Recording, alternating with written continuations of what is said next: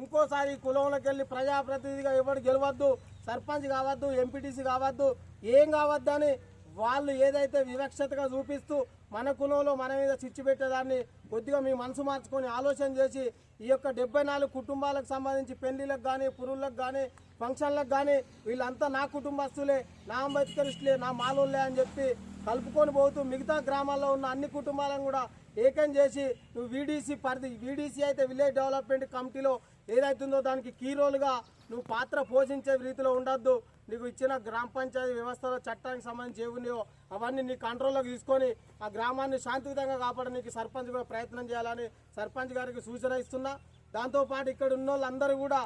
ఏ కులంలో ఉన్నా, ఏ మతంలో ఉన్నా డాక్టర్ బాబాసాహెబ్ అంబేద్కర్ అన్ని కులాలను, అన్ని మతాలను కలుపుకొని పోయి ముందుకు పోమన్నాడు తప్ప మనల్ని మాలోళ్ళకు ఏదైతే కుట్ర చేసే వాళ్ళు ఎవరైతే అగ్ర కులస్తులు కానీ మిగతా కులస్తులు వాళ్ళు కూడా మనసు మార్చుకొని అందరినీ కలిపే ప్రయత్నం చేయడానికి ఒకవేళ మా అన్నగారు చెప్పినట్టుగా దీనికి ముందు తీసుకోకపోతే హైదరాబాద్ కానీ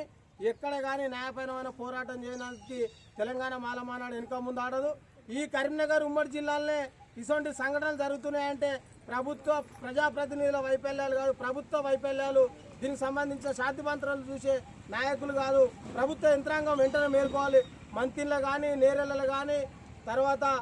రామోజీపేట కానీ, ఇక్కడ మల్లాపూర్ ఇప్పుడు సంఘం కానీ, తర్వాత మొన్నటిదాకా ఇక్కడ వీడీసీ అంతకుముందు పోయిన 2 సంవత్సరాలు కూడా జరగడం జరిగింది. ఈ సంఘటనల మీద ఉమ్మడి కరీంనగర్ జిల్లాలో ఉన్న అధికారులు, పోలీస్ యంత్రాంగం ఇకనన్నా స్పందించి ఇటువంటి సంఘటనలు కాకుండా కరీంనగర్ జిల్లా వారసత్వాన్ని, ఉమ్మడి కరీంనగర్ జిల్లా పౌరసత్వాన్ని, ఉమ్మడి కరీంనగర్ జిల్లా ప్రజాప్రతినిధులుగా మరి అధికారులుగా ఈ జిల్లాలో ఇటువంటి సంఘటనలు రాకుండా అందరూ కలిసిమెలిసి విజ్ఞప్తి చేస్తున్నాం.